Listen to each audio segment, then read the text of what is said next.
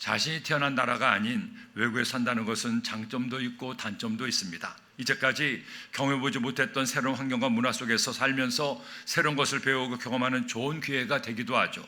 하지만 반면에 익숙하지 않은 새로운 일들 때문에 어려움을 느낄 때도 많이 있습니다. 그 가운데서 가장 힘든 것은 역시 언어가 아니겠습니까?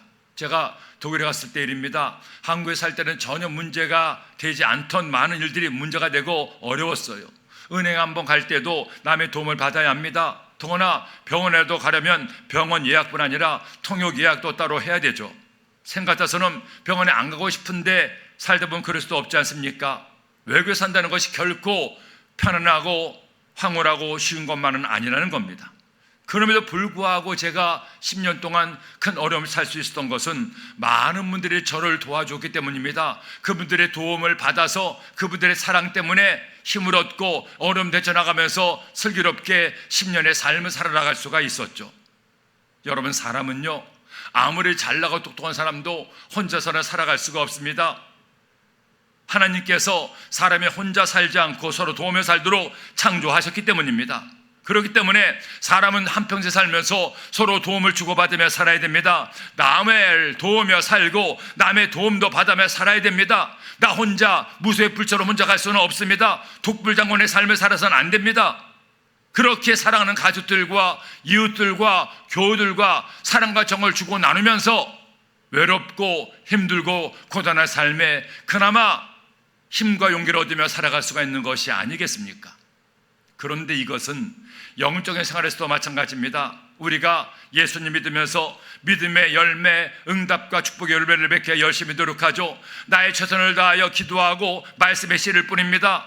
그런데 세상에서 혼자 살지 못하는 것처럼 영적인 세상에서도 혼자서는 살 수 없습니다. 나 혼자의 힘만으로는 결코 마귀와 영적 전쟁에서 승리할 수가 없기 때문이죠. 예수님도 이것을 아신 겁니다. 그래서 주님은 떠나가시면서 사랑하는 제자들이 그들 스스로의 힘으로 아무것도 할 수 없음을 아셨기에 오늘 이처럼 말씀하고 있습니다. 오늘 말씀 요한복음 14장 16절에 보니 내가 아버지께 구하겠으니 그가 또 다른 보혜사를 너에게 주사 영원토록 너희와 함께 있게 하리니 그는 진리의 영이라 세상은 능히 그를 받지 못하나니 이는 그를 보지도 못하고 알지도 못함이라. 그러나 너희는 그를 아나니 그는 너희와 함께 거하시며 또 너희 속에 계시게 했음이라. 예수님이 어떻게 말씀했습니까? 보혜사를 너희에게 주사 보혜사 성령을 우리에게 주신다는 겁니다. 믿습니까? 믿습니까? 사랑하는 여러분, 오늘 우리는 하나님이 기뻐하신 열매를 주렁주렁 맺기 위해서 가장 중요한 말씀을 나누게 됩니다. 이 말씀이야말로 나의 믿음 생활에서 첫 번째로 중요한 것이에요. 아무리 기도가 중요하고 찬송이 중요하고 예배를 잘 드려도 이거 없으면 이 모든 것들을 제대로 해낼 수가 없기 때문입니다. 그러므로 여러분, 나를 도우시는 보혜사 성령님을 의지하십시오. 그 성령님이 여러분의 영혼에 충만하게 임하게 하세요. 이 다니엘 기도를 들며 여러분의 영혼에 보혜사 성령으로 충만해서 성령과 함께 승리의 삶을 살기를 예수님의 이름으로 축원합니다. 그렇다면 우리가 어떻게 보혜사 성령님과 함께 살 수가 있겠습니까? 도대체 성령님은 우리를 위해서 어떤 일을 행하십니까? 첫째로 보혜사 성령은 나를 도우시는 하나님이십니다.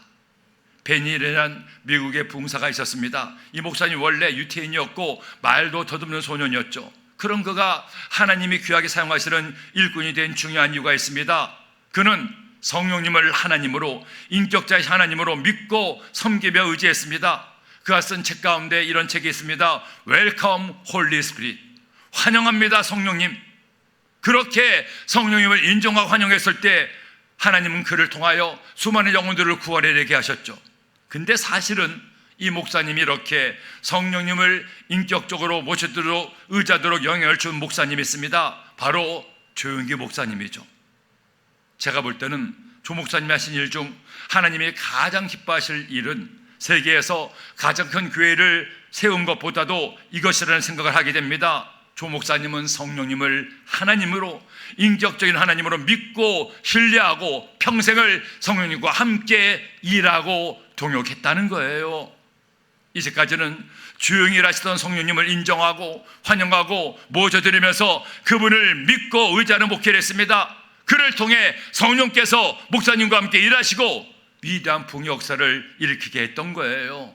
그리고 이를 통해 세계 각국의 수많은 교회가 목사님들이 성령의 사역에 새롭게 눈을 뜨고 성령을 통해 하나님의 교회의 놀라운 부흥을 이루게 했던 것입니다.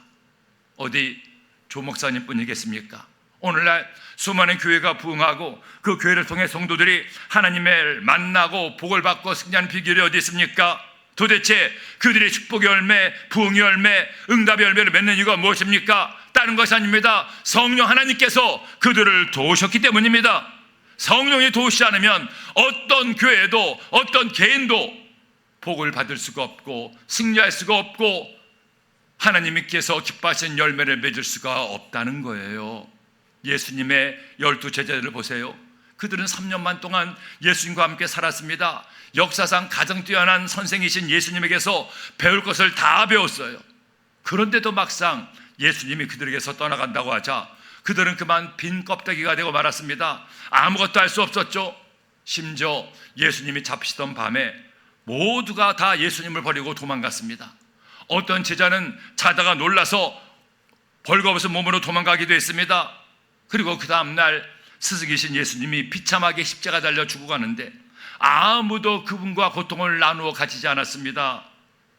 심지어 연약한 여인이었던 막달라 마리아가 안식 후 전날 예수님의 무덤에라도 갔는데 제자들은 자신도 붙잡힐까 봐 무서워서 마가의 다락방에 모여 문을 걸어 잠그고 있었어요. 그런 겁쟁이였고 아무것도 못하던 그들이 어떻게 변화를 받아 예루살렘을 새롭게 하고 온 유다와 사마리아와 땅까지 목숨을 바쳐가며 복음을 전할 수가 있었습니까? 그 비결이 바로 이것입니다. 사도행전 2장 1절 4절 말씀 함께 읽겠습니다. 오순절날이 이미 이름에 그들이 다 같이 한 곳에 모였더니 호련히 하늘로부터 급하고 강한 바람 같은 소리가 있어 그들이 앉은 온 집에 가득하며 마치 불의 허가처럼 갈라지는 것들이 그들에게 모여 각 사람 위에 하나씩 임하였다니 그들이 다 성령의 충만함을 받고 성령의 말하게 하심을 따라 다른 언어들로 말하기를 시작하니라. 어떻게 그들이 변화되었습니까? 어떻게 그들이 겁쟁이에서 위대한 주의 사도가 되었습니까? 성령 하나님 때문이었습니다. 그들에게 성령이 임하자 그들의 삶이 변화되었습니다. 입술이 변화되었습니다. 생각이 변화되었습니다. 믿음이 달라졌습니다. 마침내 놀라운 열매를 맺는 위대한 하나님의 일꾼이 된 거예요. 그러므로 여러분의 삶이 열매맺는 삶이 되기 원합니까? 믿음으로 승리하길 원합니까? 묵은 땅이 기용되고 이제 옥토같이 되어서 그 옥토에서 놀라운 열매를 맺기 원합니까? 그렇다면 할 일이 있습니다. 성령으로 충만하세요. 성령으로 충만하세요. 성령님이 나를 도우심을 믿고 그분을 의지하고 그분께 기도해서 여러분의 삶에 하나님 은혜가 임하기를 예수님의 이름으로 축원합니다. 지난 19세기 말 이 땅에 복음이 들어왔습니다. 미국과 캐나다 등 여러 나라의 선교사님들이 그들의 젊음을 들여 열심히 주님 앞에 충성하고 많은 사람이 예수님을 믿게 됐죠. 그 당시 이 땅에 주의 복음을 들고 들어온 선교사들이 몇 명이나 된지 아십니까? 수만 명이 된다고 합니다. 그렇게 복음이 들어왔지만 아직은 적은 사람들만 예수님을 믿는 것이었지 모든 사람들이 다 복음을 받아들인 것은 아니었습니다. 그런 가운데 1907년 평양의 장대교회에서 부흥회가 열렸죠. 당시 평양은 한국 최초의 신학교인 평양신학교가 있었습니다.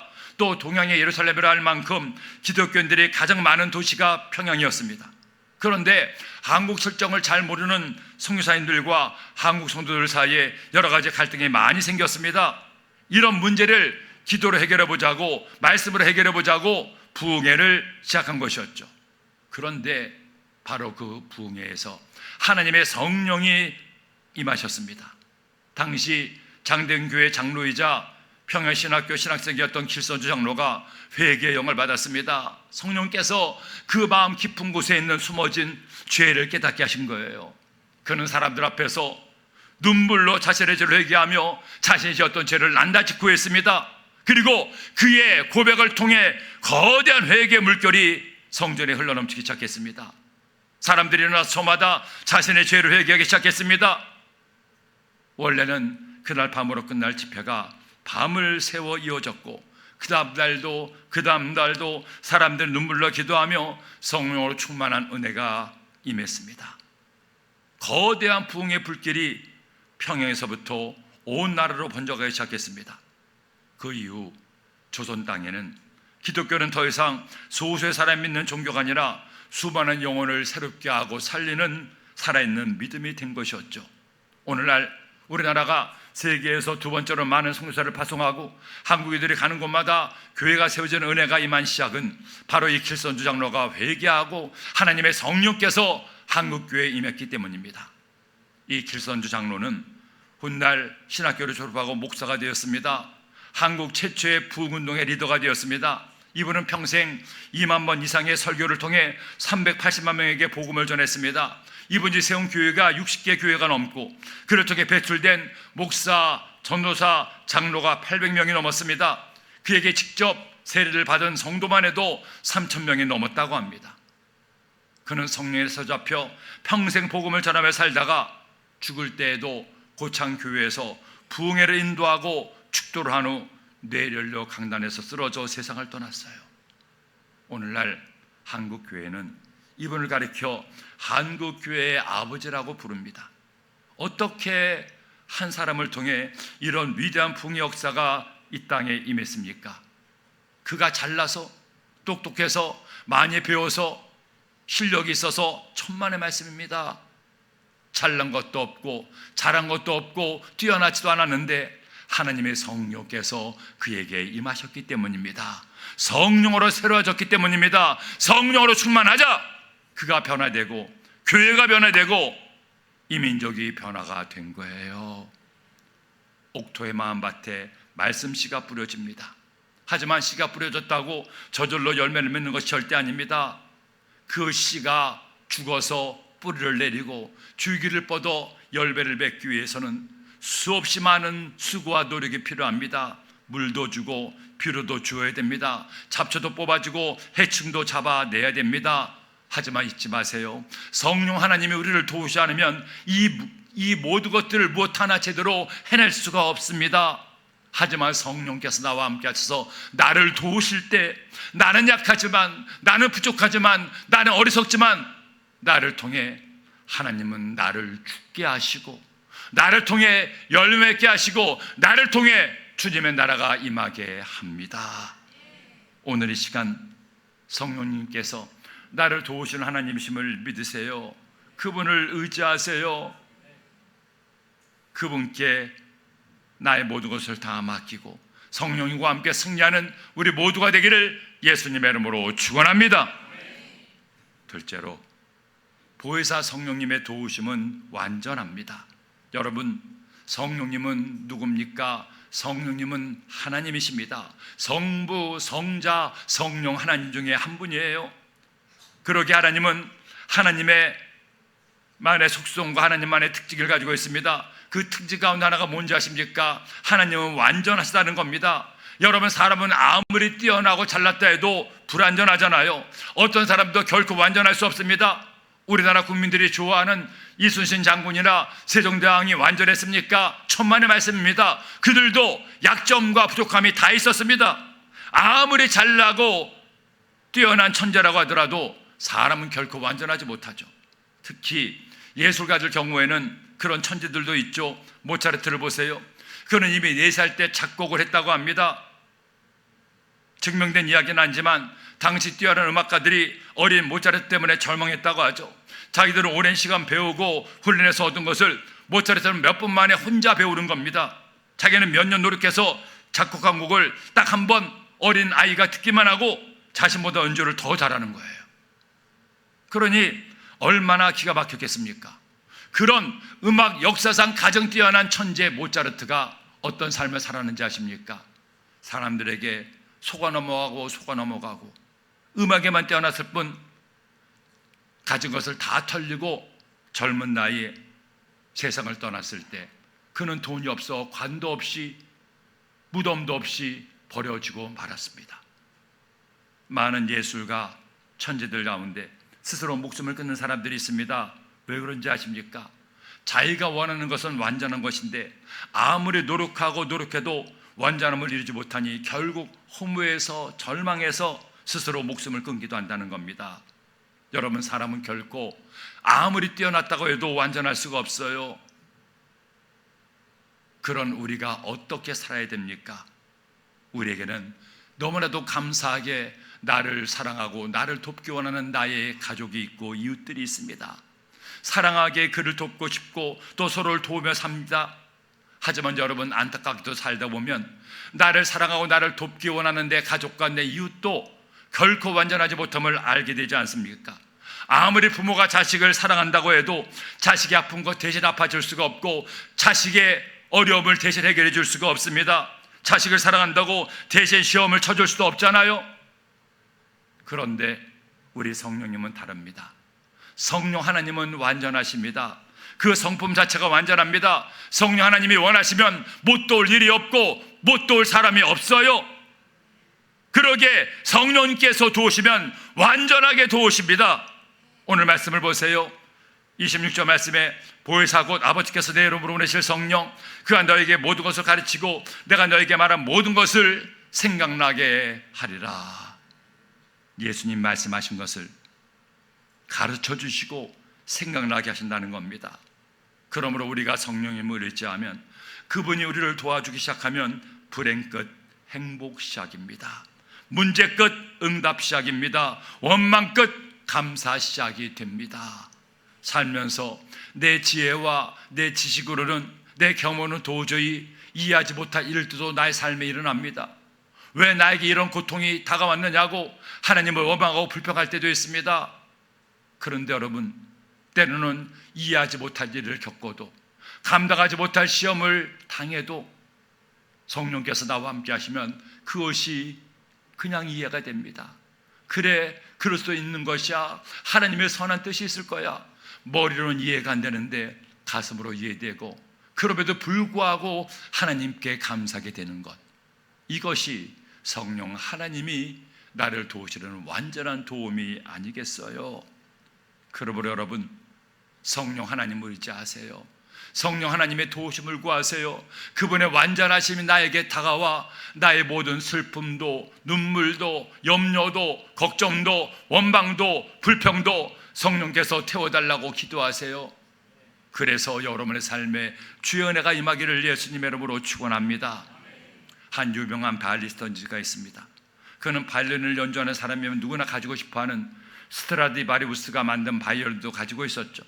사람들은 그가 좋은 바이올린을 가지고 있기 때문에 연주를 잘하는 것이라고 얘기하기도 했습니다. 그런 그가 연주에서 연주하게 됐습니다.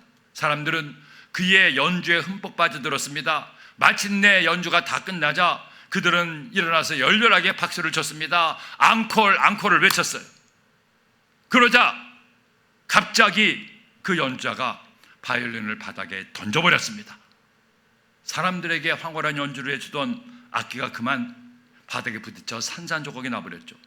사람들이 너무나 놀랐습니다.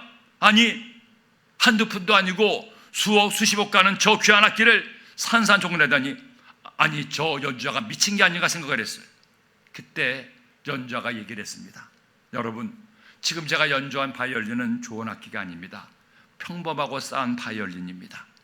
이번에는 제가 세상에서 가장 좋다는 스트라디바리우스로 연주를 하겠습니다 하고는 원래 자신의 악기로 연주하기 시작했습니다. 그런데 사람들은 이 두 악기의 다른 점을 찾아낼 수가 없었어요. 어떤 악기로 연주하든 그들에게 깊은 감동을 주었습니다. 연주자가 모든 연주를 끝내고 이런 말을 했습니다. 좋은 연주는 좋은 악기로 하는 것이 아닙니다.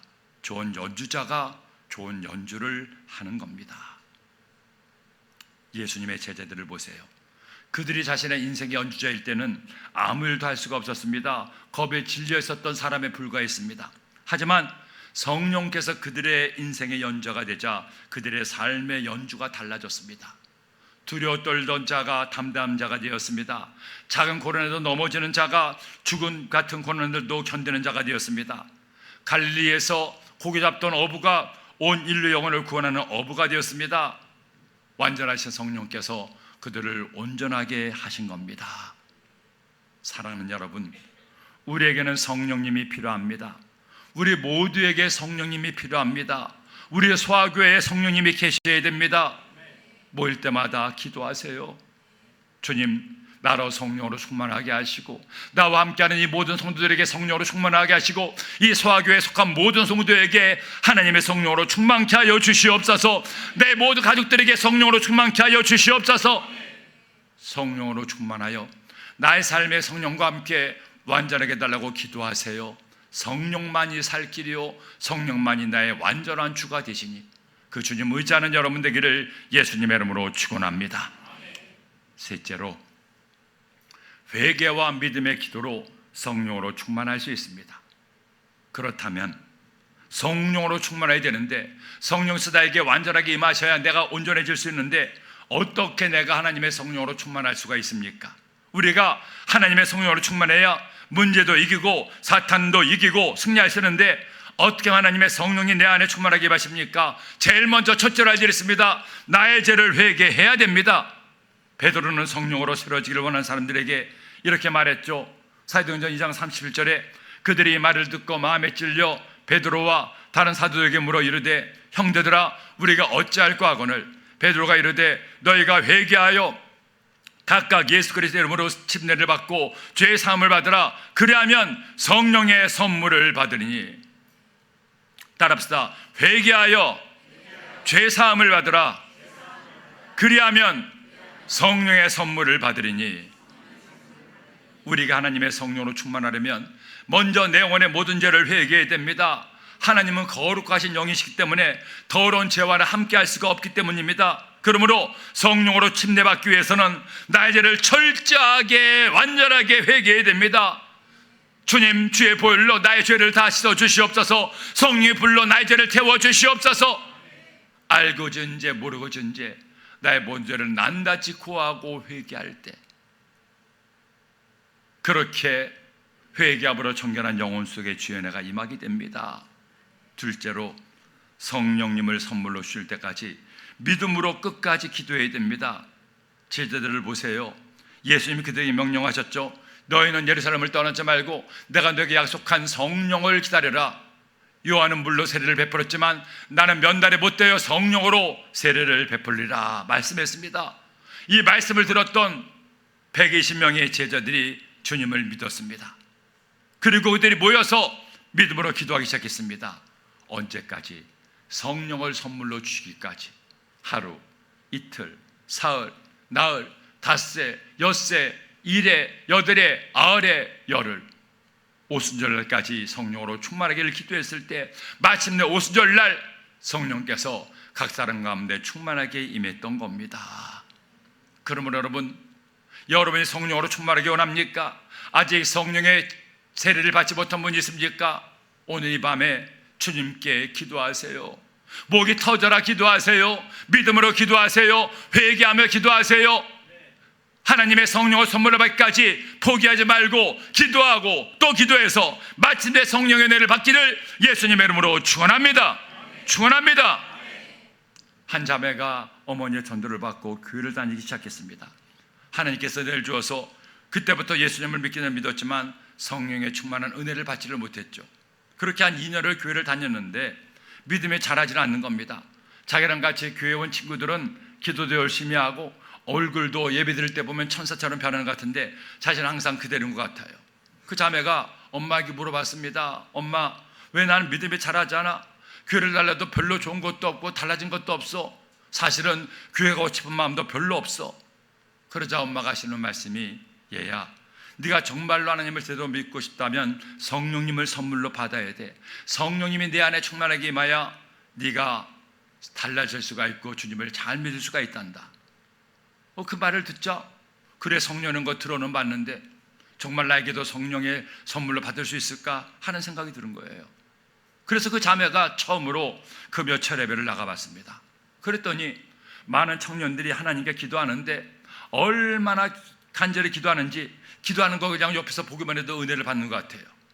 그런데 바로 옆에 한 청년을 보니까 기도하는데 세상에 그 얼굴에 눈물 콧물이 뒤범벅이 됐습니다. 주님 용서해 주세요. 제가 잘못했습니다. 기도하는데 얼굴이 엉망입니다. 생긴 건 참 잘생겼는데 왜 저렇게까지 기도를 할까? 눈물 콧물이 뚝뚝 떨어지는 못 두고 기도하는 걸 보니 갑자기 은혜 받고 싶은 마음이 뚝 떨어졌어요. 그래서 그냥 집으로 돌아갔습니다. 엄마, 내가 가봤더니 잘생긴 청년이 세상에 얼굴이 그 모양 그 꼴이 되도록 그렇게 기도하는데 너무 꼴 보기 싫어서 그냥 왔어. 그러다 그 엄마가 하는 말이, 얘야, 그 청년이 은혜 받아서 회개하는 거야. 그렇게 회개해야 성령을 선물로 받을 수가 있어. 너도 성령 받고 싶으면 그렇게 회개해야 된단다. 그 말을 들으니까 성령을 받고 싶은 마음이 싹 사라졌습니다. 세상에 나는 그렇게 더럽게 눈물 콧물 흘려가며 기도할 수가 없어. 그런 마음이 드는 거예요. 근데 그런 마음이 드는데 또 사실 한편으로는, 야, 도대체 성령이 뭐길래 그렇게까지 하며 성령을 받으려고 하는가 하는 생각도 듭니다. 그때로 생각날 때마다 한 번씩 금요차례를 갔습니다. 하지만 기도하려고 하면 또 그 청년의 얼굴이 생각나서 회개가 안 되는 거예요. 눈물 콧물이 뒤범벅이 된 얼굴이 떠오르는 겁니다. 성령 세례받아서 변화되면 예수님만 사랑하며 살아야 된다고 하는데 사실 그것도 자신이 없어요. 그래도 은혜 받고 싶다는 마음에 계속 금요 예배 나가서 자신도 회개하고 성령 받기 달라고 기도를 했습니다. 어느 겨울날인데 그날따라 교회를 늦게 가서 성전에 자리가 없어요. 겨우 화장실 옆에 자리를 깔고 앉아서 예배를 드리는데 화장실 옆에 앉아서 드렸던 그 예배 시간에 그만 은혜가 임했습니다. 목사님 말씀이 끝나고 기도하는데 이제껏 자식이 지었던 제가 하나씩 다 생각나는 겁니다. 새까맣게 잊어버리고 있던 어릴 때 지었던 작은 죄까지도 생각이 나는 거예요. 하나님, 제가 잘못했습니다. 제가 이런 죄도 지었습니다. 친구의 것을 훔쳤습니다. 엄마의 말씀 듣지 않았습니다. 남의 것을 탐냈습니다. 용서해 주세요. 어느 순간 자신도 모르는 사이에 하나님께 목이 터져라 회개 기도를 하기 시작했습니다. 한참을 기도하는데 도저히 견딜 수가 없어서 이 자매가 강단 앞까지 나와서 눈물 콧물을 쏟으며 기도했어요. 하나님, 나에게도 성령을 선물로 주옵소서. 성령으로 충만하게 해 주옵소서. 나도 새롭게 살게 하여 주시옵소서. 그 순간 목사님이 안수해 주는데 그만 온몸이 진동하더니 입에서 방언이 터져나왔습니다. 성령을 선물로 받았습니다. 할렐루야. 온몸에 불덩어리가 된 거예요. 추운 겨울날이었는데 세상에 추운 줄도 모르고 온몸에 땀으로 흠뻑 젖었습니다. 예배 시간이 끝나는데도 성령의 불을 받은 그 자매가 기도가 끊어지지 않자 사람들이 겨우 진정을 지켜서 기도를 끝냈는데 입에서는 계속 하나님 감사합니다, 하나님 감사합니다, 감사 기도가 나오는 겁니다. 그런데 문득 얼굴이 하도 입이 찝찝하고 얼굴도 찝찝해서 화장실에 가봤더니 얼굴이 엉망진창이에요. 그토록 바라지 않던 눈물 콧물이 넘쳐가지고 얼굴이 엉망이 됐습니다. 거기에 화장까지 지어가지고. 그런데 그게 문제입니까? 그 자매가 나중에 저에게 하는 말이, 목사님, 세상에 제 평생에 그런 꼴불견인 얼굴은 저도 처음 봤습니다. 얼굴은 엉망이 됐지만 그래도 목사님 마음이 얼마나 천국이 되었는지요, 얼마나 은혜가 감사한지요. 그날은 시간이 많이 지났는데 지금도 제가 절대 잊을 수가 없습니다. 눈물 콧물이 뒤엉긴 제 얼굴이 마치 천사 얼굴처럼 보였습니다. 부족하나마 이렇게 제가 지금도 주님을 충성하게 수 있게 된 것은 그때 성령님의 은혜를 받았기 때문입니다. 그때 이후 저는 주님이 나를 사랑하심을 의지하지 않습니다. 물론 그 후로도 힘들 때도 있었고 어릴 때도 있었고 내가 감당하지 못할 고난도 있었지만 이전과는 달리 그럼에도 문제를 극복하고 감사할 수 있던 이유는 성령께서 그때 이후 나에게 계시기 때문입니다. 성령님이 나를 새롭게 하시고 이처럼 단단하게 주셨습니다. 사랑하는 여러분, 여러분이 아무리 많이 공부해서 내 머리에 박사의 지식이 몇 개나 있다고 합시다. 여러분이 열심히 일하고 땀 흘려 노력해서 여러분의 계좌에 수십억 수백억 돈의 돈이 있다고 합시다. 그렇다고 해서 여러분이 행복해집니까? 그것이 내 삶에 다가오는 환난과 문제를 이겨낼 수 있습니까? 천만의 말씀이에요. 안 됩니다. 하지만 많이 배우지 못했어도, 많이 가지지 못했어도, 어떤 재능과 뛰어난 능력이 없어도 하나님의 성령께서 내 편 되시고 나를 도우시면 우리는 마침내 성령과 함께 승리하며 살 수가 있고, 내 마음밭은 기경되어 옥토가 되어 놀라운 축복과 응답의 열매를 맺을 수가 있습니다. 제자들이 그랬던 것처럼, 바울이 그랬던 것처럼, 믿음의 선배들이 그랬던 것처럼, 조용히 목사님이 그랬던 것처럼 저와 여러분도 그렇게 살아갈 수가 있습니다. 오늘 이 밤에 나를 도우시는 보혜사를 기억하세요. 아니, 평생에 순복음의 성도라면 보혜사 성령님을 마음속에 모시고 성령으로 충만하세요. 오늘 이 밤에 성령의 은혜를 받으세요. 여러분의 입에서 방언이 터져나오고 불같은 하나님의 은혜가 임하기를 예수님의 이름으로 축원합니다. 축원합니다.